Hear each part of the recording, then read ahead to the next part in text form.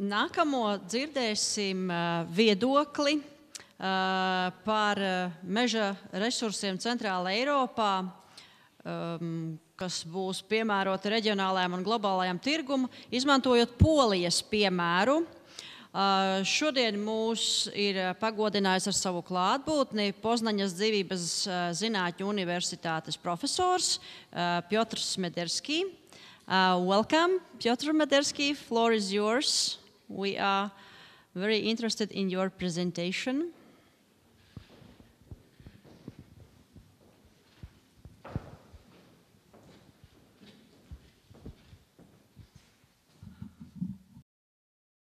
Good afternoon. I hope we feel very well after the lunch and breaks, so we can still focus on presentations. Yes, my presentation in short is, as you can see on the first slide, is exit from FSC. And basically is a case I want to share with you from the state forest in this case. And this is about the certification in the end, but has a particular moment in Poland in 2022. You can link also this presentation with, to the certain degree, with EU biodiversity strategy, which is also a pressure on so far efficient forestry in Central East Europe. I'm focusing on it because in Europe, the Central East Europe has the biggest potential in terms of forestry. If we're talking about stocking an area in one criteria. I know we can say that the forestry in Northern Europe, there's a larger cover of forests reaching 70%. But if we go down to the numbers, how many cubic meters per hectare we have, this is the Central East Europe that has the biggest potential. And I know in Poland, if you're talking about the increasing of carbon sequestration, by enlarging the stocking per hectare, Poland is a good example also for that. Reaching at the moment, in average, 285 cubic meters per hectare. This is the average of stocking in Poland. Doesn't matter which age of the forest. Yes, in average, this is the number, which increased in the last 20 years by about 20%. I say a couple of sentences about myself. I'm specializing in optimization of forest operations. I'm working in area of forest utilization. And a period of my life career linked to FSC is a past period, but I was deeply involved in it about 10 years ago, and I've got something to share today for that reason too. It will be a little bit of a journey going into details of one particular indicator among 160 in standard that was used, still is in use for audits, for certification for FSC in this case. So what I want to focus on in a more descriptive way is something in economy which is called opportunity costs. And this is about opportunity cost. I'm not talking about the payment that the state forest is delivering for audit itself. This is bearable, it's economically acceptable in full size. But I'm talking about something which we can call biogroups, tree biogroups, in stands that are at the age of final felling. And I will go into numbers at this moment. So basically, this is an introduction to this particular indicator, but also a little bit outside that particular one about biogroups in the final felling age stands, there is also general idea about protection. So except biogroups, there is also expectation from FSC that 10% of the stands should be left as conservation zones and so-called representative sample areas. It's an interesting case because in this standard in Poland, those two categories of forest, which is the protective forest and the it's called representative stands, should consist of 10% of total area. The difference is that you can have an access and you can utilize the forest that is considered and declared as conservation zones, but you cannot provide any harvesting in representative areas. Let's say these representative areas are like something for monitoring, that they don't need to really have any particular high value as it is described in terms of protection. And this is okay at some point because by the fact that in total could be 10% and the protective areas are still available for utilization, but as an example I can give you, it includes areas with birds protection during the mating period. But in winter you can access this forest, this protected forest, to provide some utilization, in fact, timber harvesting. But representative areas are excluded from utilization. So it can be as it is, you can look at the bottom of the slides, we can have 2% of representative areas and 8% of protective areas, yes? Or 5 and 5 if it's possible. But obviously from a financial point of view, it's better to declare more protective areas which are still under utilization in other periods.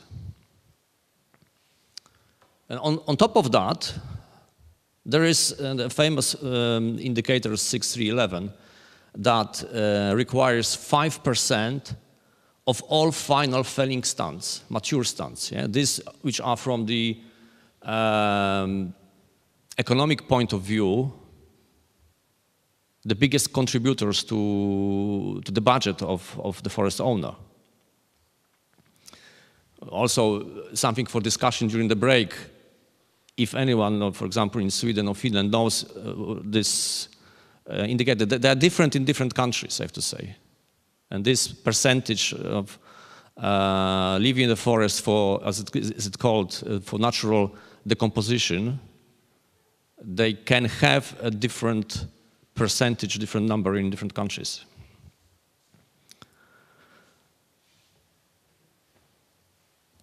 Yes, 50% of timber, more or less, recently, is a timber which is harvested in mature stand in Poland. It obviously is changing as forest is changing a little bit. It used to be 45 against 55 in premature forest, and then in the last decades, this data is from 2020. There's more or less equal number. And I will focus on this 50%. Yeah, it is marked in red because in these mature forests, it is obligatory to leave 5% for natural decomposition to hold the FSC certificate. It's about the numbers, the opportunity cost. Yes, this is what the forest owner has to resign to hold the certificate. It is a little bit also a paradox that is in the forest-based sector. The interesting thing is that the owners, the private sector, that is a timber user, whatever, sawmills, pulp and paper industry, any other industry, in majority, maybe not all of them, but in majority, they still want to have FSC certification. but they want more timber. Yeah, the sector has developed in Poland to the scale that they can work more than one shift in a day, more than 8 hours. They can say we can work sometimes on 2 shifts because we invested in machines which are very expensive, and we would like to have the cost return in a relatively short time, if possible. As long as there is market for products made from timber, we can supply maybe in 2022 more than in 2021. We have this ability. As an example I can give, in 2021 is the first year in economic calculation when value of furniture that is exported from Poland was the largest in Europe. There's a quite strong competition between 3 countries in Europe. It's Italy, Germany, and Poland. But China is in front, quite far, but we're talking about different conditions in China. It's rather pro-quantity rather than pro-quality production. When in Europe, it's difficult today to compete with quantity only. Yes? The quality is a value in itself. So I'm linking those two aspects. Yes, there is timber industry well developed. They're making a good money. They say we would like to have more timber because we can produce more products. But we want to have FSC certification. There is 5% still available in the forest. We have no access to this. So basically these numbers. I hope it is possible to talk in interesting way about numbers. The harvesting in Poland is more or less 40 million cubic meters a year, more or less. Some differences in years. In this particular case, we took an example from 2020 with merchantable timber reaching a little bit over 36 million. And if we looked, it's more or less 50%, it comes from final fellings, but we took the very detailed data from statistical office. It was about 20 million cubic meters that year harvested from the mature forests. So if we take 5%, we left a little bit more than 1 million of cubic meters of timber standing in the forest. And this is average price, 41 euros, average price from the mature forest. Now we can double this price, I think, easily. It's more or less 100 euro for like a standard sawmill timber in Poland at this moment, which is, the standard is, as a standard, not too thick, not too thin, pine log used for being bought as a standard timber by sawmill factories, by sawmills. So if we, also this 1 million cubic meters, yes, and 41 euro, that makes, there's a little bit more, so it cost around 43 million euros. And now, the most important, every year. So I'm raising the question, can we afford that?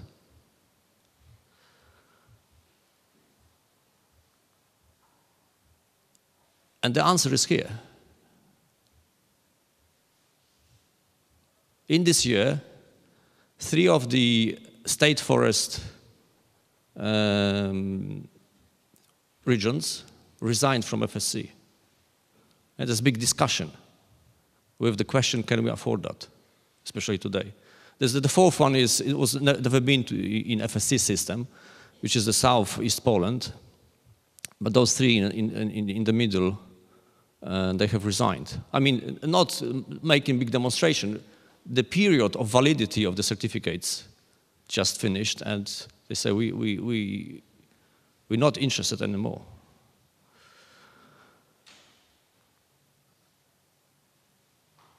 And that's it, actually. Thank you very much.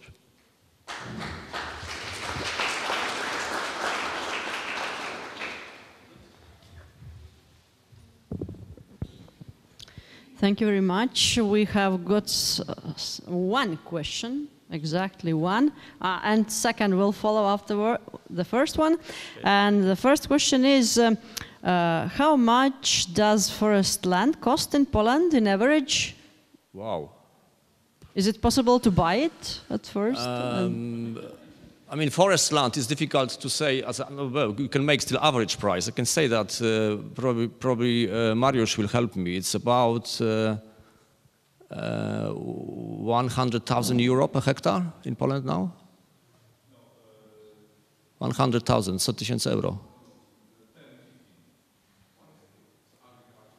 150.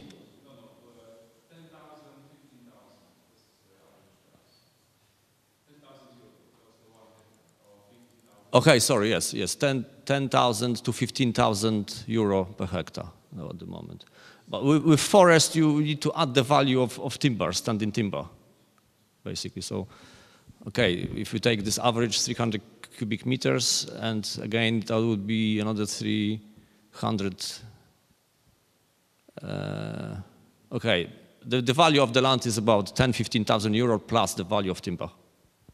So that would be forest land. If you asking about land with forest or land for forest purposes? Forest land. Forest land, okay. Okay. Thank you. Maybe you can use microphone for your question. Yeah, I was just wondering, it used to be, maybe that's not true anymore, but FSC certified timber could be sold at a higher price than regular timber because it's certified.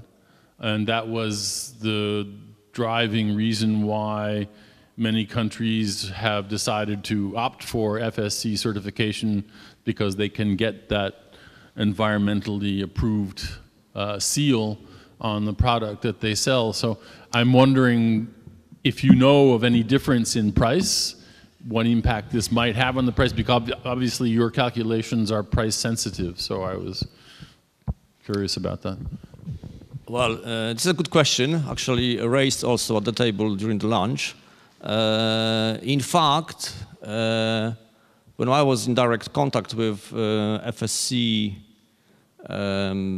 directors, let's say, in general, they stated that there shall not be a difference in price between certified and non-certified timber. What I observed in Poland is that because the biggest supplier is the state forest. Nearly 80% of area of forestry in Poland is a state forest. So it's probably about 90% of timber supply to the market is from the state forest. So state forest has quite well developed a price level agreement with the private owner, with the timber industry. And these prices are not differentiated if are with a certificate or not with certificate. However, there is a situation that if a larger industry partner want to buy a timber from a private owner, he might offer a lower price to pay for the timber, because the private owner probably hasn't got the FSC certificate. I'm sure there is no private owner in Poland that has FSC certification, mainly because of that. The private owner asked 5 times, can I afford that? But the good times passed already, yes? Today we looking into each euro more carefully. So the economic aspect is taken probably more seriously than in other times. So that's the answer to the difference in prices in certificate, which I think is quite painful, because private owners, they, as a small owners, they have a very small power to negotiate with the large industry partner. Thank you very much, Thank you, Mr. Mederski, for your presentation and your answers to the questions.